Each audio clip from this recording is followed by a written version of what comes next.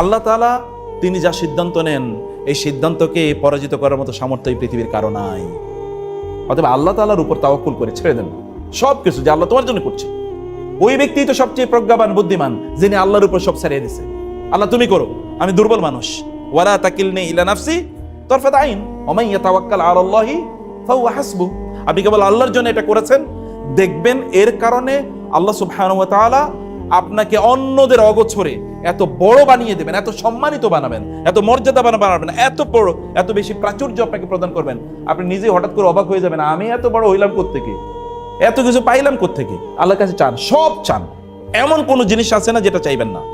সাহাবায়ে কেরামরা জুতার ফিতা ছিঁড়ে গেল, আল্লাহকে বলতেন আল্লাহ জুতার ফিতা ছিঁড়ে গেছে, তুমি এটাকে সমাধান করে দাও। আল্লাহকে বলেন, হালাল কথা বলেন, এবং বলেই দেখেন আল্লাহ আপনাকে দেন কিনা। আপনি কিছুক্ষণ ধরেন এমন হয়েছে যে নামাজে আপনি সেজদার মধ্যে চাইলেন আল্লাহ আমার এটা দাও, সেজদা থেকে উঠার পর সালাম ফেরানোর পরে আপনি দেখলেন কেউ একজন ফোন করে বলে এই তোমার না ওটা দরকার ছিল, ওটা আমি পাঠিয়ে দিতেছি। কেমন লাগবে তখন? ঈমানটা বাড়বে না কমবে? তাহলে আপনার ঈমানের স্বাদ আপনি কেন পাবেন না? আপনি কেন স্বাদ থেকে নিজের বঞ্চিত করতেছেন? স্বাদ থেকে বঞ্চিত করবেন কেন আপনি? এটা তো আপনার হক, অধিকার। আপনার নিজকে জান্নাতে নেয়ার আপনার অধিকার, জাহান্নামে নেয়া আপনার জন্য কি হারাম, কিন্তু আমরা জাহান্নামের পথে চলতেছি। নিজেরে বঞ্চিত করেন না প্লিজ, নিজেরে বঞ্চিত করে নিজের উপর জুলুম করেন না। আপনি আল্লাহ আপনাকে দেয়ার মতো, এই রাস্তায় ঘুরলে কোনো লাভ হবে না। যদি রাস্তায় দৌড়াইলে লাভ হতো তাহলে রিক্সাওয়ালা সবার চেয়ে বেশি ধনী হইতো, অথবা যারা যে কুলি তারা সবার চেয়ে বেশি টাকা পয়সার মালিক হতো। দৌড়াইলে সম্পদের মালিক হওয়া যায় না। যিনি মালিক তার কাছে আসেন, তার কাছে ধর্ণা দেন, কাজ করবেন। কাজ করতে আমি নিষেধ করি না। মসজিদ ফাইজা কুদিয়াতিস সালাতু ফান্তাশিরু ফিল আরদ, নামাজ শেষ জমিনে বের হয়ে যান, কিন্তু নামাজের প্রায়োরিটি দেন, নামাজের প্রায়োরিটি দেন, আল্লাহকে প্রায়োরিটি দেন। যিনি আপনার ধনী বানাবেন তাকে প্রায়োরিটি দেন। টাকাও দিয়ে আপনার জাহান্নামের কারণে, তাহলে ওটাকে দিয়ে করবেন কি আপনি? যদি টাকা আপনার জাহান্নামের কারণে, তা দিয়ে আপনি করবেন কি? বরং এটা জান্নাতের কারণ হোক। আল্লাহ সুবহানাহু ওয়া তাআলা সময় দেন এবং সময়গুলো নষ্ট করবেন না হাবিজাবি কাজে। এই যে মুখটাকে নিয়ন্ত্রণ করেন, মুখ কিন্তু জাহান্নামে যাওয়ার এক নম্বর কারণ হবে মুখ।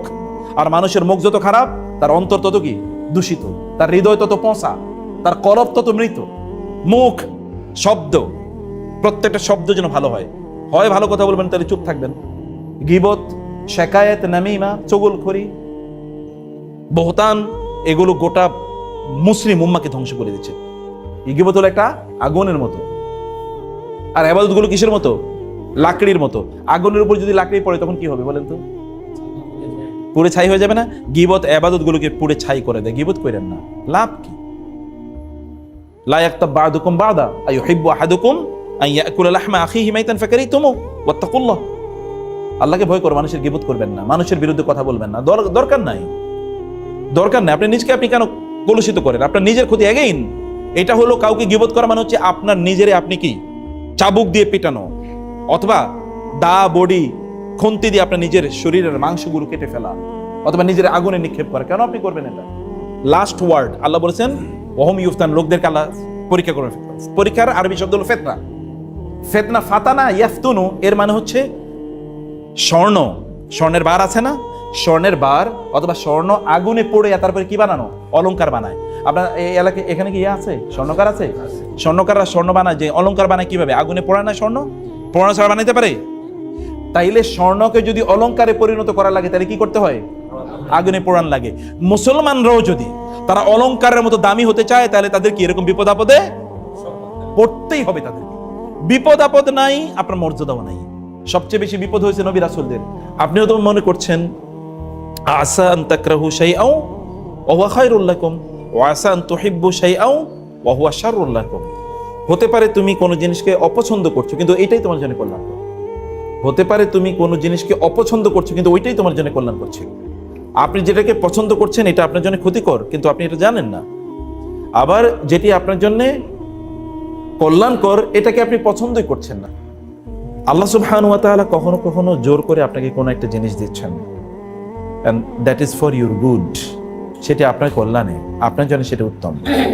আবার কখনো কখনো আপনি কোনো জিনিস চাচ্ছেন, খুব গভীরভাবে ভেতর থেকে চাচ্ছেন, কিন্তু আল্লাহ তাআলা এটাকে আপনাকে দেন না, ওইটাই আপনার জন্য কল্যাণকর। বাচ্চারা স্কুলে কলেজে মাদ্রাসায় যেতে চায় না, ও খেলতে চায়, কিন্তু আপনি তাকে জোর করে পাঠান। কোনো এক সময় তখন বলেন ওই যে বাবা জোর করে স্কুলে পাঠিয়েছিল, ওই যে মা জোর করে মাদ্রাসায় পাঠিয়েছিল, মসজিদে পাঠিয়েছিল, এইটাই আমার জীবনকে পরিবর্তন করে দিয়েছে। যখন আপনি বুঝেন তখন আপনি রিগ্রেট করেন, আহারে তখন যদি মার কথা আরো বেশি শুনতাম, তখন যদি বাবার কথা বেশি শুনতাম, তখন যদি ওস্তাদদের কথা বেশি শুনতাম, মুরব্বীদের কথা বেশি শুনতাম, তাইলে আরো ভালো হতো আমার জীবন। তখন তো আর আমরা বুঝি না। আল্লাহ সুবহানাহু ওয়া তাআলা সবকিছু জানেন। ইয়ালামু গায়বাস সামাওয়াতি ওয়াল আরদ ওয়া ইয়ালামু মা তুবদুনা ওয়া মা কুনতুম তাকতুমুন। তোমরা কি গোপন করো, তোমরা কি প্রকাশ করো, তিনি সব জানেন। তুমি কত আমল করছো সেটা দিয়ে আল্লাহর কি আসে যায়? আল্লাহ তোমার চেহারা কত সুন্দর তাতে দিয়ে কি আসে যায়? আল্লাহ তোমার অন্তরের দিকে তাকান, অন্তরটা কতটা পরিচ্ছন্ন। এই অন্তরটা কি আল্লাহ সুবহানাহু ওয়া তাআলা এর সন্তুষ্টির জন্য উদ্গ্রীব নাকি মানুষকে দেখানোর জন্য উদ্গ্রীব? আল্লাহ এটা দিয়ে পরীক্ষা করেন যে ওয়াহুম লা ইফতানুন, তারা কি পরীক্ষার মুখোমুখি হবে না? পরীক্ষায় আপনি পড়বেনই, এবং এই পরীক্ষা থেকে নবী রাসূলরাও কি মুক্ত হয় না? নবীদের পরীক্ষা কম ছিল না বেশি ছিল? আচ্ছা, নূহ আলাইহিস সালামের কথা চিন্তা করে দেখেন তো। আমরা আস্তে আস্তে আমরা দুই ভাই আলোচনা করছিলাম। নূহ আলাইহিস সালাম হচ্ছেন সর্বশ্রেষ্ঠ নবীদের একজন, উলুল আজমে মিনার রাসূল। 6 জন নবী হচ্ছেন শ্রেষ্ঠ। তোমাদের 1 নম্বর হচ্ছে নূহ আলাইহিস সালাম, 2 নম্বর হচ্ছে ইব্রাহিম আলাইহিস সালাম, 3 নম্বর হচ্ছে মুসা আলাইহিস সালাম, 4 নম্বর হচ্ছে কি ঈসা আলাইহিস সালাম, 5 নম্বর হচ্ছে মুহাম্মাদুর রাসূলুল্লাহ। 1 নম্বর কিন্তু ওনার নাম বলেছি, দেখেছেন? এটা সিরিয়ালের কারণে বলেছি, মর্যাদার সবচেয়ে বেশি এরকম না, এরা হচ্ছে সবচেয়ে বেশি মর্যাদাবান। কারণ তিলকার রসুল ফাদ্দালনা বা'দুহুম আলা বা'দ। সব নবীদের মর্যাদা কি এক সমান? আপনি কি কথা বুঝতে পারছেন? সব নবীদের সম্মান কি এক সমান? না না, কারণ নবীদের রাসূলদের মধ্যে সম্মান মর্যাদারও কি তারতম্য আছে। যেমন মুহাম্মদুর রাসূলুল্লাহ সাল্লাল্লাহু আলাইহি ওয়াসাল্লাম সর্বশ্রেষ্ঠ নবী, সাইয়্যিদুল আম্বিয়া ওয়ার রাসূল, আনা সাইয়্যিদু ওয়ালাদি আদম। তিনি বলেছেন, আমি মানব জাতির আদম আলাইহিস সালামের সন্তানদের মধ্যে আমি হলাম সেরা, আমি নেতা, আমি সর্দার, সাইয়্যিদ আমি। তো তিনি 950 বছর দাওয়াত দিয়েছেন, একই লোকেরই তো বলেছেন নাকি? তখন কত হাজার কোটি লোক ছিল পৃথিবীতে জানেন আপনারা? কয় হাজার কোটি? এখন হচ্ছে 800 কোটি। তখন কত 1000 কোটির লোক ছিল না? হ্যাঁ, কয়টা লোক ছিল? হাতে গোনা, নাহলে 2-5 হাজার লোক ছিল, তার চেয়ে বেশি না। 40 জন ইসলাম গ্রহণ করছে, তাহলে লোক সব মিলে 2-5 হাজার। এত ছিল কিনা আমি জানি না। এই লোকের, এই কয়েকটা লোকের 950 বছর কি দাওয়াত দিছে বলেন তো? একই তো কথা, কুলু লা ইলাহা ইল্লাল্লাহ, ইয়া কওমি, হে আমার জাতি, ইত্তাকুল্লাহ, আল্লাহকে ভয় করো, এবং উবুদুল্লাহ ওয়ালা তুশরিকু বিহি শাইআ, আল্লাহর ইবাদত করো, আল্লাহর সাথে শিরক করো না, এবং লা আসআলুকুম আজরা ইন আজরিয়া ইল্লা আলাল্লাহ, আমি তোমাদের কাছে কোনো পয়সা চাইতেছি না, ফ্রি দাওয়াত দিচ্ছি, কারণ আমার প্রতিদান পুরস্কার দেবেন কে? আল্লাহ। এই একই কথা 950 বছর পর্যন্ত বলছে, কিন্তু তিনি কোনোদিন বলেন নাই যে আমি ক্লান্ত হয়ে গেছে। একই দাওয়াত তিনি বারবার দিয়েছেন, বারবার দিয়েছেন। এটা একটা পরীক্ষা, কারণ আল্লাহ তাআলা নূহ আলাইহিস ইব্রাহিম আলাইহিস সালামের ব্যাপারে বলেছেন, ওয়া ইযিবতালা ইব্রাহিমা রাব্বুহু বিকালিমাতিন ফাতাম্মাহুন্না ক্বালা ইন্নী জাইলুকা লিন-নাসি ইমামা ক্বালা ওয়া মিন যুররিয়াতি ক্বালা লা ইয়ানালু আহদিজ জালিমিন। ইব্রাহিম আলাইহিস সালাম দাওয়াত দিয়েছেন, এই দাওয়াতের কারণে আল্লাহ তাআলা বলেন, আমি ইব্রাহিমকে পরীক্ষা করেছি, ভয়াবহ পরীক্ষা, এবং তিনি আমার পরীক্ষা উত্তীর্ণ হয়েছেন। পরীক্ষা উত্তীর্ণ হওয়ার পরে আমি তাকে বললাম, আমি তোমাকে মানব জাতির নেতা বানিয়ে দিলাম। কার নেতা? দাওয়াত দিলে নেতা হওয়া যায়। দাওয়াতের মাধ্যমে কি পাওয়া যায়? নেতৃত্ব পাওয়া যায়। আপনি যদি আল্লাহর জন্য কাজ করেন, তাইলে আল্লাহ সুবহানাহু ওয়া তাআলা হাদিসে কুদসি, সহিহ হাদিস এবং সহিহুল বুখারীর হাদিস, আল্লাহ তাআলা বলেন, যখন আমার বান্দা আমাকে ভালোবাসে, মান আদা লি ওয়ালিয়ান ফাকাদ আযানতুহু বিল হারবি, কেউ যদি আমার, একদল লোক আছে আমার বন্ধু, এরা আমার বন্ধু হয়ে যায়, বন্ধু হয়ে যায়, বন্ধু হয়ে যায়, বন্ধু হয়ে যায়। যখন সে আমার বন্ধু হয়, তখন আমি তাকে ভালোবাসি। যখন আমি তাকে ভালোবাসি, তখন আমি ফেরেশতা ডেকে জিবরিলকে ডাকি এবং ডেকে বলে, because Jibril is his closest Angel. এই জিবরিল হচ্ছে আল্লাহ তাআলার সবচেয়ে কাছে থাকে। জিবরিল আলাইহিস সালাতু ওয়াস সালামকে আল্লাহ ডাকেন এবং ডেকে বলেন, আমি এই বান্দারে ভালোবাসি, তুমি তারে ভালোবাসো, তুমি আমার পিএস, তুমি তারে ভালোবাসো। তো এবার জিবরিল তাকে ভালোবাসা শুরু করে দেয়। জিবরিল ভালোবাসার পর, জিবরিল তো ফেরেশতাদের কি নেতা, এবার জিবরিল সবাইকে ডেকে বলে দেন, এই ফেরেশতারা, আল্লাহ তাআলা এই বান্দাকে ভালোবাসেন, আমিও তাকে ভালোবাসি, এবার তোমরা তারে ভালোবাসো। এবার সব ফেরেশতারা, মান ফিস সামাওয়াতি, আসমানে যত ফেরেশতা আছে প্রত্যেকে তাকে ভালোবাসা শুরু করে দেয়। যখন আসমানের ফেরেশতারা তাকে ভালোবাসে, এবার আসমানের ফেরেশতারা জমিনের মানুষের অন্তরে এরকম এলহাম করে দেন, আল্লাহ এবং সকল ফেরেশতারা এই লোকটাকে ভালোবাসে, তোমরাও তাকে ভালোবাসো। এবার মানুষ তারে ভালোবাসে, আপনি তারে হয়তো কোনোদিন দেখেন নাই। আচ্ছা, এরকম অনেক দিনদার লোকেরা আছে না যাদেরকে আপনারা দেখেন না, অনেক আলেম আছে কোনোদিন তারে দেখেন নাই, কিন্তু তাকে আপনি ভালোবাসেন, অন্তর থেকে তার জন্য দোয়া করেন, এরকম আছে কিনা? আমাদের এরকম মজলুম অনেক আলেম ছিল। আমি সৌদি আরবে গিয়েছি, বহু লোক আমাকে বলেছে, হাজার হাজার লোক, যে আমরা নামাজে সেজদায় ওই আলেমের জন্য, ওই আল্লামার জন্য আল্লাহর কাছে দোয়া করেছি। আপনারা এরকম দোয়া করেন নাই? করছেন কেন? এরকম অনেক আল্লামা আলেমরা যারা মজলুম ছিল, জুলুমের শিকার ছিল, তার জন্য দোয়া করেন না আপনারা? করেছেন। আপনার সাথে তার আত্মীয়তা কি?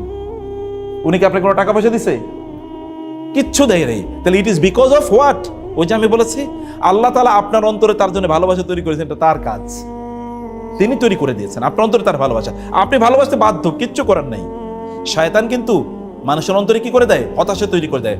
ওয়ালা ইয়াইআসু মির রাউহিল্লাহি ইল্লাল কওমুল কাফিরুন, কাফেররা ছাড়া কেউ হতাশ হয় না।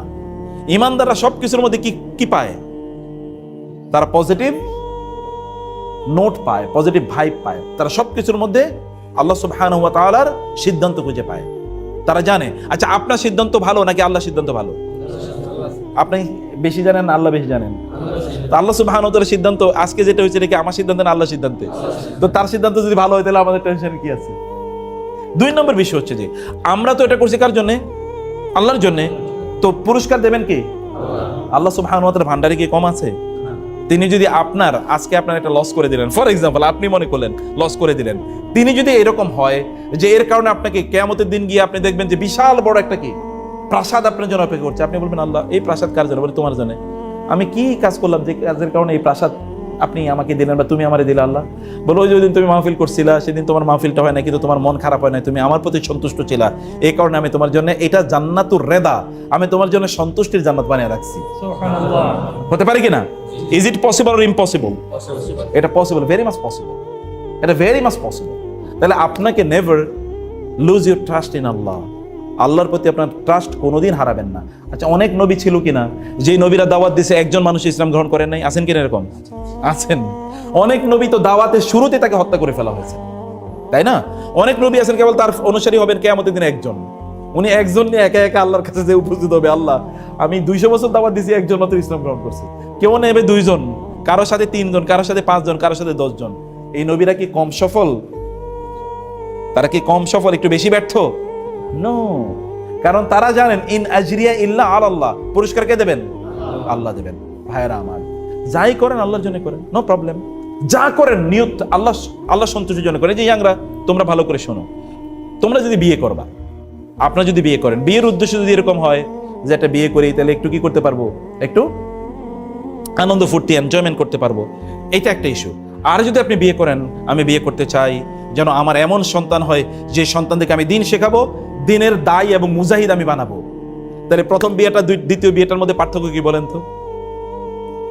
প্রথম বিয়েটা আপনি কিচ্ছু পাবেন না, আপনার বউ কয়েকদিন পরে পরকীয়া করে আরেকজনের সাথে ভাইগা চলে যেতে পারে। কিন্তু দ্বিতীয় বিয়েটা হবে এরকম যে আল্লাহ তাআলা আপনাকে এমন একজন দিনদার নেককার স্ত্রী দান করবেন যার দিকে তাকালে আপনার চোখ শান্ত হয়ে যাবে, আপনি শান্তিতে ভরপুর হয়ে যাবেন, এবং এমন সন্তান দেবেন যে সন্তানটা আপনার মৃত্যু না, আপনার পরবর্তী বহু প্রজন্মের মৃত্যুর পরেও ওই সন্তানের কারণে আপনার সওয়াব পেতেই থাকবেন। যেমন আমরা এখন ধরেন 1000 বছর আগে ইমাম বুখারী মারা গেছেন, আমরা এখনো তার নাম বলি না?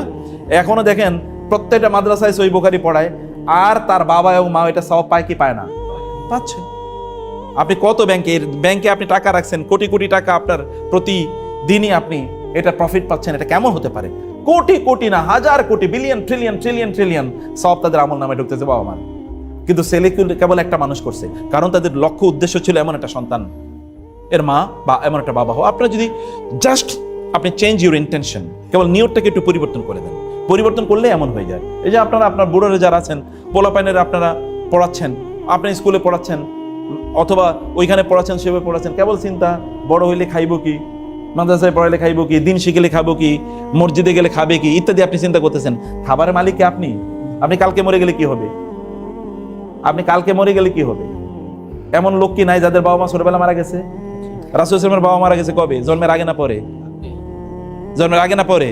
তো আমি তো দেখি বাবা মারা যাওয়া আরো দেখি ব্লেসিং, এটা ভালো। আবার ওখানে কি আমরা মারা যাই না, উনি কি দোয়া করে? বাবা মারা গেলে মা যদি দিনদার হয় তাহলে কোনো সমস্যা নেই, মা যদি দিনদারের কোনো প্রবলেম নাই। যেমন রাসূল সাল্লাল্লাহু আলাইহি ওয়াসাল্লামের কথা আমরা বলছি, বাবা মারা গেছে, মাও মারা গেছে, তাতে কি? আল্লাহ তাআলার সৃষ্টির মধ্যে তার চেয়ে সম্মানিত কোন সৃষ্টি আছে? নাই। ইমাম বুখারী কথা বলে, তার বাবা মারা গেছে যখন তার বয়স 2, তিনি এত বড় আলেম হয়েছেন। কারণ যদি আপনাদের এই যে আপনার ফয়সালা তো আল্লাহর পক্ষ থেকে, আপনার সন্তানদেরকে আপনি দিন শেখান, দিনের পথে তাকে নিয়ে আসুন, বলেন যে আল্লাহ আমি তোমার জন্য তাকে তৈরি করতে চাই। আল্লাহ যদি আপনার সন্তানকে যদি আপনি আল্লাহর জন্য তৈরি করেন, এই গোটা রাজত্বের মালিক কে? আল্লাহকে ওরা রাজত্ব দিতে পারে না? সুলাইমান আলাইহিস সালামকে আল্লাহ তাআলা রাজত্ব দেন নাই? আল্লাহকে বলেন নাই মালিকাল মুলকি তুতিল মুলকা মান তাশা ওয়া তানজিউল মুলকা মিম্মান তাশা ওয়া তুইজ্জু মান তাশা ওয়া তুযিল্লু মান তাশা বিয়াদিকাল খায়র ইন্নাকা আলা কুল্লি শাইইন কাদির। আমরা কেবল আল্লাহর উপর তাওয়াক্কুল করি না, আল্লাহকে বিশ্বাস করি না, সব বিশ্বাস করি শয়তানের। আল্লাহর প্রতি আমাদের বিশ্বাস নাই। যেমন শয়তান কি বলছে, তুমি সেকুলার এডুকেশনে পড়াও, তাহলে তুমি যদি ওই সাবজেক্ট পড়ে তাহলে অনেক বড় চাকরি পাবে। তুমি যদি ম্যানেজমেন্টে পড়ে, বিজনেসে পড়ে, কম্পিউটার সায়েন্স পড়ে, ইঞ্জিনিয়ারিং পড়ে, তাহলে অনেক বড় চাকরি পাবে। মাদ্রাসায় পড়লে খাইবো কি? আমি মাদ্রাসাতে প্রমোট করছি না যে কেবল মাদ্রাসায় পড়বে, এটা আমি বলছি না। আমি বলছি মানুষের অ্যাটিটিউড। আমাদের বাংলাদেশের রাষ্ট্র কোন শিক্ষা ব্যবস্থাকে বেশি টাকা পয়সা দেয় বলেন তো? আপনার কথা বুঝেন না আমার? সরকারি টাকা যে শিক্ষায় খরচ করে না, সরকার টাকা সবচেয়ে বেশি খরচ করে কোথায়? জেনারেল এডুকেশন থেকে কি পরিমাণ মানুষ বের হইতেছে আপনার দেখেন তো বিশ্ববিদ্যালয়ে কি হয়।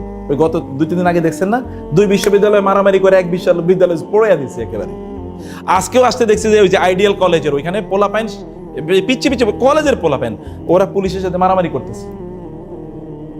এবং যারা পড়ছে এদের মধ্যে অধিকাংশই তো কি দিনও নাই দুনিয়াও নাই, কিছুই নাই। আমরা গত আসলে বলছি, আমরা একটা ইউনিভার্সিটিতে গত 2-1 দিন আগে 2-4 দিনের মধ্যে আমরা একটা ইউনিভার্সিটিতে গেছিলাম। গিয়ে আমরা ওইখানে ছাত্রদেরকে জিজ্ঞেস করছি তোমরা কি হতে চাও? কেউ বলতে পারে না কি হতে চাই, কেউ জানেও না। কারণ সারাদিন থাকে কি ফেসবুক নিয়ে ব্যস্ত, ইউটিউব নিয়ে ব্যস্ত, রিলস নিয়ে ব্যস্ত, টিকটক নিয়ে ব্যস্ত, টুইটার নিয়ে ব্যস্ত, হাবিজাবি নিয়ে ব্যস্ত, খেলাধুলা, কম্পিউটার গেমস ইত্যাদি নিয়ে ব্যস্ত। ও তো জানেই না কি হবে, ওর মাঝে সামনে তো মাথায় কিছু নাই,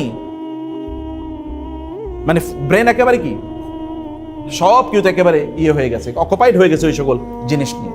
তা আমাদের বাচ্চাদেরকে যিনি তাকে সৃষ্টি করেছেন তিনি কি আর রিজিক নিয়ে তৈরি করেন না? তারে রিজিক নিয়ে তো তাকে বানাইছেন নাকি? তার উপর ছেড়ে দেন না। রাসূলুল্লাহ সাল্লাল্লাহু আলাইহি ওয়াসাল্লামের বিপদের কথা বলি। তার 7 ছেলে মেয়ে ছিল। কয় ছেলে মেয়ে? 7 ছেলে মেয়ে। ওই যে 3 ছেলের নাম বলেছি কাসেম, এই কারণে তাকে বলো তো আবুল কাসেম। 2 নম্বর ছেলের নাম আব্দুল্লাহ, তাকে বলো তো আত-তাইয়্যিব আত-তাহের। এবং 3 নম্বর ছেলের নাম কি? ইব্রাহিম। আর তার 4 মেয়ে। প্রথম মেয়ের নাম হলো জায়নাব, 2 নম্বর মেয়ের নাম কি? রোকাইয়া, 3 নম্বর আমাদের দেশে বলে রোকেয়া, নাম মূলত রোকাইয়া। 3 নম্বরের মেয়ের নাম হলো উম্মে কুলসুম, আর 4 নম্বর মেয়ের নাম ফাতেমা। এই 7 সন্তানের মধ্যে 6 জনই ওনার জীবদ্দশায় মারা গেছে। রাসূল মারা যাওয়ার আগে 6 জন বাচ্চা মারা গেছে। আমাদের কারো যদি একটা বাচ্চা মারা যায়, আমি আমার বাচ্চাদেরকে প্রচন্ড ভালোবাসি, ওদের যদি রোগ হয় না আমি তখন বেহুশ হয়ে যাই, পাগলের মতো হয়ে যাই। রোগ হইলে এতটুকু, এত পরিমাণ। যেমন আমাদের স্যার তো উনি সপ্তাহে 5 দিন অফিস করে 2 দিন বলছে আমার বাচ্চাদের জন্য ডেলিগেট করে দিলাম, ফ্যামিলিতে পুরো সময় দেয়। বাচ্চাদের প্রতি ভালোবাসার কথা বলছি। এই যে বাচ্চাদের প্রতি যে ভালোবাসা, এটা কার নাই বলেন তো? সবারই বাচ্চাদের প্রতি ভালোবাসা। কাফের, মুশরিক, হিন্দু, বৌদ্ধ সবাই ভালোবাসে তাদের বাচ্চাদেরকে। এই বাচ্চারা তার জীবদ্দশায় 6 জন মারা গেছে। আমাদের একজন মারা গেলে তো আমরা বলি পৃথিবীর সবচেয়ে ভারী জিনিস কি? বাবার কাঁধে সন্তানের লাশ। এর চেয়ে ভারী নাকি কোনো কিছু নাই। আর তার 6 সন্তান তার জীবদ্দশায় মারা গেছে। এর চেয়ে বড় পরীক্ষা কি? যত বড় পরীক্ষা যত বড়, ব্যক্তিও তত বড় নাকি? পিয়নের পরীক্ষা ছোট নাকি কোন প্রতিষ্ঠানে এমডি নিয়োগ দেওয়া হবে তার পরীক্ষা ছোট? বুঝেন নাই? কোন একটা প্রতিষ্ঠানে পিয়ন নিয়োগ দেওয়া হবে তার পরীক্ষা কেমন, আর এমডি নিয়োগ দেওয়া হবে তার পরীক্ষা কেমন? দুজনের পরীক্ষা কি এক সমান? পিয়নের নিয়োগের পরীক্ষা হবে তোর চেহারা তো দেখতে ভালো না, যা আচ্ছা তোর বাড়ি কই বা তোমার বাড়ি কই অমুক জায়গায়, আচ্ছা ঠিক আছে কালকে থেকে জয়েন করো। আর এমডি রে 3-4 দিন পর্যন্ত তার পরীক্ষা নেবে, বহুত ভাবে তার পরীক্ষা নেবে, তাই না? লেকচারার হওয়ার জন্য কোনো কিছু লাগে না, কিন্তু প্রফেসর হওয়ার জন্য বহুত কিছু লাগে নাকি? এলাকার যদি আপনি মেম্বার হতে চান আর যদি আপনি এমপি হতে চান, দুজনের পরীক্ষা কি এক সমান? নো। যত বড় পোস্ট পরীক্ষাও কি তত বড়, পরীক্ষা তত বেশি। অতএব আপনি অনেক উঁচুতে উঠতে চান, অনেক মর্যাদার অধিকারী হতে চান, আল্লাহ আপনাকে তত পরীক্ষা করবেন। পরীক্ষারে ছোট করে দেখার দরকার নেই। পরীক্ষা আসলে ওয়েলকাম জানাবেন, কারণ পরীক্ষা মানে আপনার সম্মান বাড়বে, মর্যাদা বাড়বে। আপনি যদি পিএইচডি করতে চান তাহলে আপনাকে কি আগে প্রাইমারির, এটার নাম কি যেন আগে যেটা ছিল, কি স্কুলের পরীক্ষা পিএসসি, তারপরে কি জেএসসি, তারপরে এসএসসি, তারপরে কি এইচএসসি, তারপরে অনার্স, তারপরে মাস্টার্স, তারপরে প্রিলিমিনারি, তারপরে কি পিএইচডি। দেখছেন 8টা ধাপ অতিক্রম করা লাগে। এখন আমি হঠাৎ করে কি আমি পিএইচডি হোল্ডার হয়ে যেতে পারবো? যে আমি একটা পিএইচডি করছি, আমি ডক্টর, এটা হবে? No, you need time, you will have to go undergo many test and exams, বহু পরীক্ষা দেওয়া লাগে। আল্লাহ তাআলা যেন আমার পরীক্ষাগুলোতে উত্তীর্ণ হতে পারে সেই তৌফিক দান করুন। আপনারা দায়ুস হবেন না। কি হবেন না? দায়ুস বুঝেন তো? দায়ুস কারে বলে? কে? যে ব্যক্তি স্ত্রী না শুধু, তার অধীনস্থ যে সকল নারীরা আছে, তার স্ত্রী, তার মেয়ে, এবং কি তার মেয়ে যদি তার মা অথবা তার যদি বোন যদি তার অধীনস্থ থাকে, মা তো আর অধীনস্থ হয় না, কিন্তু তার বোন তো তার ছোট বোন অধীনস্থ, এরা পর্দায় চলে না, যে কোনো পুরুষের সাথে ইচ্ছা ঘুরে বেড়ায়, এই লোকেরা বলে দায়ুস। এই ব্যক্তি জান্নাত তো যাবেই না, জান্নাতের গন্ধ পর্যন্ত পাবে না, অথচ জান্নাতের গন্ধ 1000 কিলোমিটার দূর থেকে পাওয়া যাবে, জান্নাতের গ্রামে ওই গন্ধ পাবে না এই লোক। কারণ দায়ুস। আপনার মেয়ের আপনি কলেজে পাঠালেন, ইউনিভার্সিটিতে পাঠালেন, খুবই মাস্তি, ইউনিভার্সিটিতে পড়ে, কিন্তু আপনার কিন্তু জান্নাত থেকে বহুত দূরে সরে ফেলাইতে, জাহান্নামের কিনারায় নিয়ে যাইছে অলরেডি। আপনার বউ বাজারে এসে মানে ইয়ে করতেছে, আমাকে এসে ভাইয়া এটার দাম কত? আপনার লজ্জা লাগে না যে আপনার বউ বাজারে গিয়ে ভাইয়া কয়? ওকে আপনার ভাইয়া নাকি? আপনার বউয়ের ভাইয়া নাকি? বাজারের দোকানদার কেমনে যায়? তার মানে পার্সোনালিটি না। আলমারু তো আওরাতুন ফাইজা খারাজা খারাজাত ইস্তাসরাফা শয়তান। আল্লাহর রাসূল বলেছেন মহিলারা হলো আওরাত, তারা কি পর্দার ভিতরে থাকবে। যখন সে অপ্রয়োজনে ঘর থেকে বের হয় তখন শয়তান তার উকি মারে, শয়তান তার ফুসলাই দিয়ে থাকে, এই এটা করো, ওইটা করো, ওইটা করো।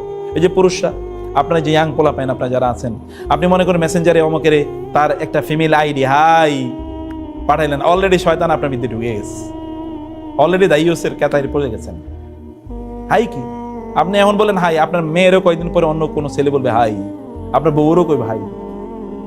তোমরা ইফু নিসাউকুম, নিজেরা চরিত্রবান হলে সন্তানরা বা ঘরের নারীরা তারাও চরিত্রবান হবে। ঘরের নারীদেরকে চরিত্রের মধ্যে রাখান। তোমরা যদি তোমাদের হারাম কোন রিলেশন থাকে এখনই কাট অফ করো, এবাদতের মজা পাইতে হলে।